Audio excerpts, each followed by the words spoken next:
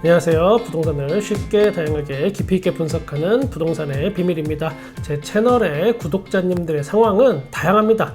무주택자 분들도 계시고 1주택자 분들도 계시고 또 2주택 이상 다주택자도 계시고 임대인 또 임차인으로서 고민을 가지고 계신 분도 계시고 간혹 부동산에 대해서 저보다 더 많이 알고 또 탁월한 식견을 가진 제야의 숨은 고수분들도 많이 있습니다. 무주택자 분들은 내가 평생 전세 월세 살 거 아니라면 언젠가는 집을 한 채 사긴 사야겠고 기왕 사는 거 시세 차익도 좀 봤으면 좋겠고 남들보다 좀 늦었다고 생각하는 만큼 더 똘똘한 집을 구하고 싶기 때문입니다. 이 중에도 또 각자의 사정이 다 다릅니다. 자산 상황이 다르고 목표 지점이 다르고 부동산 상황을 바라보는 또 시선이 다르기 때문에 서로 간의 생각이 많이 다를 수가 있습니다. 지금은 넓은 범주에서 같은 생각을 가지고 있지만 세월이 지나면서 서로 다른 길을 가기도 합니다. A는 집값 하락이 추가로 더 올 거라고 생각하고 B는 이쯤이면 바닥이니까 내가 진입해도 된다라고 생각을 하고 이렇게 되면서부터 서로의 또 길이 갈릴 때 서로 철천지 원수처럼 되기도 합니다. 1주택자분들은 갈아타기를 준비하기 위해서 많이 또 제 영상을 보기도 하십니다. 갈아타기라는 게 지금 집을 팔고 동시이행으로 다른 집을 또 사고 이런 것만 있는 게 아닙니다. 여기서도 발상의 전환이 필요합니다. 대부분이 동시이행이라는 것에 사로잡혀 있어서 강박관념 같은 게 있다 보니까 항상 선택지가 한정되어 있습니다. 집을 파는 동시에 사야 한다. 이런 생각에 사로잡혀 있습니다. 좋은 타이밍에 집을 팔고 곧바로 집을 사는 게 아니고 일단 전세나 월세 기타 등등의 방법으로 무주택자 신분이 됐다가 다시 한번 청약을 받거나 아니면 새 아파트 같은 거를 또 구축을 좋은 가격에 떨어진 가격에 다시 사거나 이렇게 할 수도 있는 겁니다. 그리고 또 2주택자 이상인 분들은 언제 어떻게 뭘 처분을 해야 할지 또 고민하면서 제 영상을 보십니다. 임대인과 임차인은 있는 그대로 가장 솔직한 부동산 상황을 좀 듣고 싶은데 복덕방 가서 물어보면 다들 자기 유리한 대로만 해석해서 말하기 때문에 이거 뭐 믿을 사람이 없습니다. 이런 분들이 부비TV에 원하는 건 무엇일까? 아무런 이해관계가 없이 가장 솔직한 부동산 이야기가 듣고 싶으신 거라고 생각합니다. 그래서 오늘 썸네일이 어쩌면 좀 자극적으로 보일 수도 있습니다. 공인중개사 믿지 마세요. 이 말은 부동산 아저씨 아줌마가 다 나쁜 사람들이니까 여러분이 무조건 욕하고 배척해야 한다 이런 뜻이 아닙니다. 세상에는 늘 그렇듯이 좋은 사람이 더 많습니다. 그러나 내 재산을 걸고 내 전 재산을 걸고 하는 일에 실제로 집주인과 세입자를 농락하고 또 집을 팔려는 사람, 집을 살려는 사람 모두에게 장난질을 치는 그런 사람들이 또 있기도 합니다. 한 번쯤 여러분이 들어두신다면 앞으로 평생 있을 여러분의 어떤 전 재산을 놓고 하는 전세든 월세든 매매든 어떤 것이든 여러분들의 안전바가 기본적으로 될 수 있을 것 같아서 이어가 보겠습니다. 여러분이 복덕방을 믿으면 안 되는 이유, 부동산은 태생적으로 나쁜 이야기를 할 수가 없습니다. 집을 살려는 사람 입장에서부터 한번 보겠습니다. 요즘 집을 살려고 하는 분들은 많이 현명해졌습니다. 블로그, 유튜브 뭐 이런 거 미리미리 다 알아보고 실거래가도 다 확인하고 옵니다. 실거래가를 철석같이 믿는 분들을 이용해서 허위로 집값 띄우기 하는 건 지난 시간에 제가 말씀드렸습니다. 그런데 집을 중개하고 그 중개 수수료로 먹고 사는 부동산 입장에서는 장점과 단점 중에 단점은 굳이 알릴 필요가 없습니다. 그러다 보니까 좋은 이야기만 할 수밖에 없습니다. 블로그든 유튜브든 내가 무엇을 세일즈를 하겠다고 하면 기본적으로 다 좋은 얘기만 합니다. 단점을 말 안 해준다고 무조건 나쁘다라고 몰아가기보다는 뭐 이것도 전체적으로 광고 홍보 마케팅의 개념으로 봐주셔야 합니다. 여러분이 치킨 광고를 보면 맛있다는 이야기만 있지 뭐 고지혈증, 고혈압, 당뇨, 비만 있는 분들께 기름에 튀긴 닭이 건강에 치명적으로 해로울 수 있다. 뭐 이렇게까지는 광고 안 합니다. 그냥 그거랑 같은 맥락이라고 보시면 됩니다. 그럼에도 불구하고 제가 이런 이야기 하는 가장 중요한 이유는 치킨은 2만원, 3만원이지만 이거는 내 전 재산을 걸고 하는 어떤 그런 행위입니다. 그래서 부동산 거래 이거 정말 중요한 거라고 제가 자꾸 강조 드리는 겁니다. 여러분이 직접 집을 사거나 전세를 얻기 위해서 부동산을 방문해도 사실 똑같습니다. 이미 부동산을 방문한다는 거는 중개인, 그러니까 부동산 아저씨 아줌마한테 유리합니다. 일단 10억짜리 집을 보겠다고 한다면 여러분의 재산 상태는 이미 자연스럽게 간파된 겁니다. 1억도 없는 사람이 10억짜리 아파트 사겠다고 오지는 않으니까요. 아무 말 안 해도 대략 얼마 정도의 자산이 있겠구나라는 거를 통밥으로 그냥 알 수 있습니다. 그리고 부동산 방문까지 했다면 대략 어느 정도 사전에 이것저것 알아보고 선택지를 2개에서 3개 정도 두고 비교하는구나 정도까지도 다 알고 있습니다. 즉 두세 개 중에 내가 보여주는 집이 1등으로 마음에 들면 되는 건데 굳이 거기서 내가 안 좋은 말을 꺼낼 이유가 없다는 겁니다. 제가 드리고 싶은 이야기는 여러분이 얻는 어떤 기본적인 정보는 다 장점뿐이 없고 대부분 그렇다 뭐 이런 겁니다. 돈을 벌기 위해서 솔직해질 수 없는 입장인 사람들의 이야기를 너무 100% 맹신하지는 마시라는 그런 뜻입니다. 간혹 이런 경우도 있습니다. 실제 사례로 말씀드려보면 전세를 얻는 신혼부부가 저를 찾아왔습니다. 6억짜리 전세를 제가 보여줬습니다. 아파트를. 그런데 비슷한 컨디션의 전세가 5억 5천만 원짜리가 옆 동네 바로 옆 단지에 있습니다.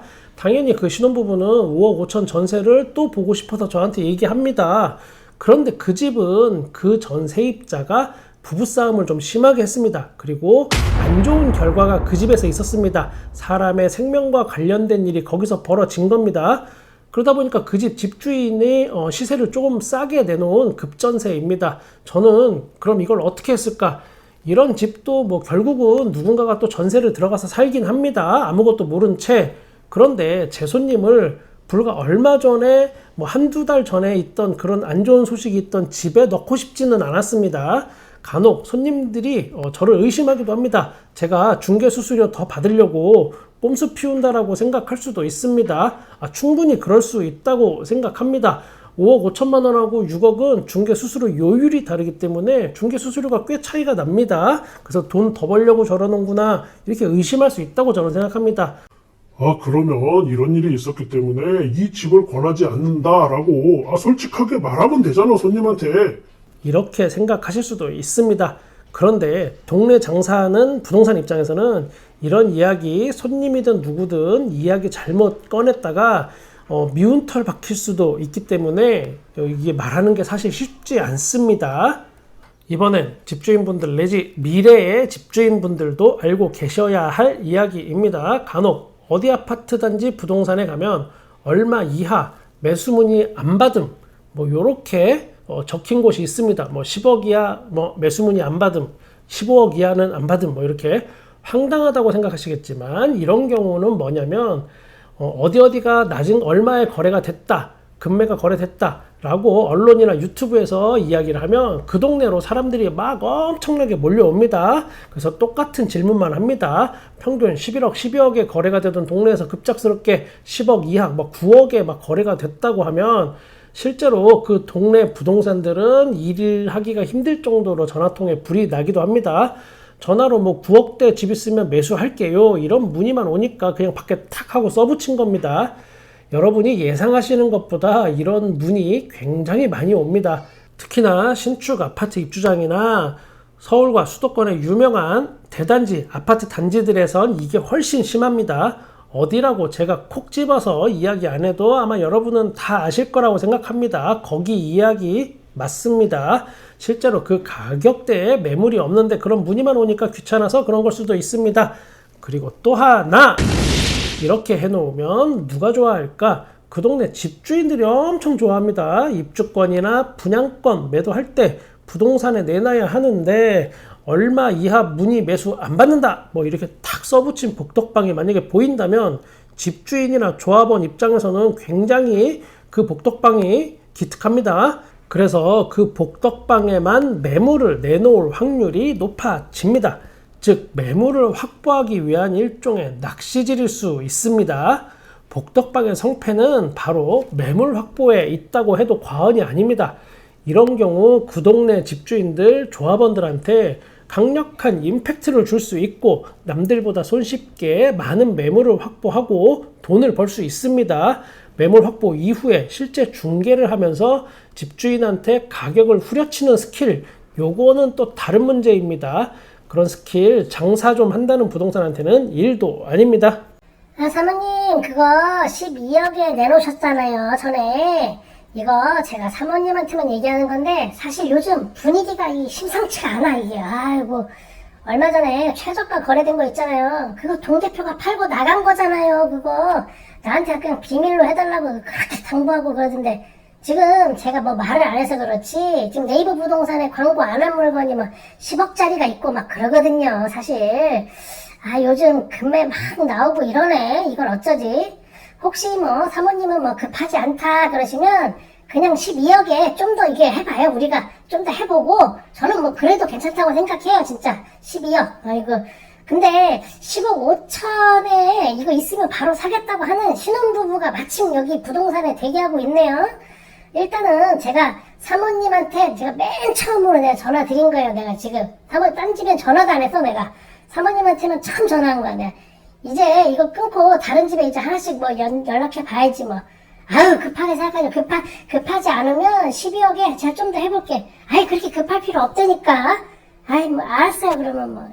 아마 집을 팔아본 경험이 있으신 분들이라면, 복덕방과 이런 이야기를 해본 경험이 있으신 분들이라면 머리칼이 쭈뼛 서는 걸 느끼셨을 수도 있습니다.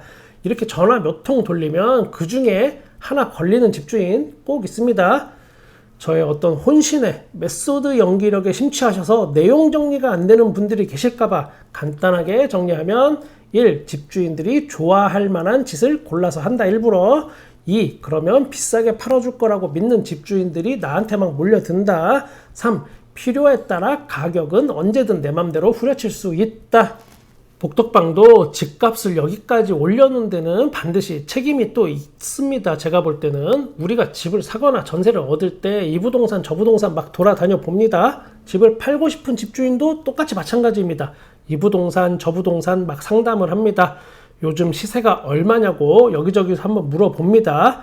이때 이 집의 시세는 10억이어야 거래가 된다는 걸 A, B, C 모든 부동산이 다 알고 있습니다. 그런데 집주인한테 대답하는 거는 천차만별입니다. 누구는 10억, 누구는 10억 5천, 누구는 11억 이렇게 불러댑니다. 10억인 거 뻔히 알면서 집주인은 그러면 과연 누구한테 일을 맡길까? 내 집을 가장 비싸게 불러준 부동산이랑 일하고 싶어 합니다. 이게 실제 가치가 얼마가 되든 뭐 그런 건 중요하지 않습니다.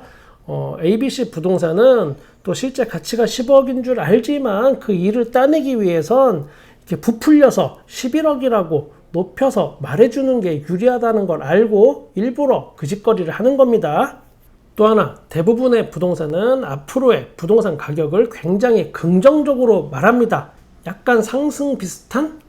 속으로는 아, 이거 당분간 부동산 가격 상승 없겠는데? 아, 이거 망했는데? 이런 생각을 해도 겉으로는 굉장히 부동산 경기에 대해서 긍정적인 이야기만 합니다. 설문조사를 해도 마찬가지고 언론이 직접 인터뷰를 와도 마찬가지입니다. 예를 들어서 송파구 A 아파트 부동산 사장님의 인터뷰라고 해서 나온 거를 보면 요즘 부동산에 손님 하나도 없어요. 아무도 집 보러 안 와. 뭐 파리밖에 없는데 뭐 당분간 아파트 사지 말어. 아이고, 기자 양반도 사지 말고 좀 있으면 더 떨어질 것 같아요. 이런 인터뷰 했다가 아파트 입주민들한테 바로 걸립니다. 모자이크 해도 소용 없습니다. 저도 뉴스 같은 거 이렇게 보다 보면 저기 파크리온데? 저기 누구더라? 사장 누구더라? 이렇게 한 번에 딱 알아보는데 입주민들이야 그럼 말할 것도 없이 그런 거 금방 찾아냅니다. 그러면 작살 나는 겁니다. 그리고 부동산 거래가 많이 일어나야 돈을 버는 직업이 공인중개사인데 당연히 집값 상승의 뉘앙스와 부동산 경기가 회복되고 있다. 뭐 이런 인터뷰를 여기저기 해야 내가 먹고 살겠죠. 손님 자전거래. 이 말은 제가 지어낸 겁니다. 이게 무슨 뜻이냐면 아파트를 팔려는 사람이 있고 여기에 ABC 부동산이 같이 이제 동시에 매물을 가지고 있다고 해보겠습니다. 여러분이 집주인이시면 아마 처음에는 A, B, C 중에 누가 일을 잘하는지 모르겠죠. 그런데 좀 시간이 지나고 나니까 A, B 부동산은 조용하고 이 C 부동산은 계속 손님을 막 나한테 데리고 옵니다. 집 보러 계속 온다는 겁니다. 그러면 당연히 C 부동산이 제일 일을 잘한다라고 생각하겠죠, 여러분도. 그리고 C 부동산이 하는 말에 엄청 잘 넘어가겠죠?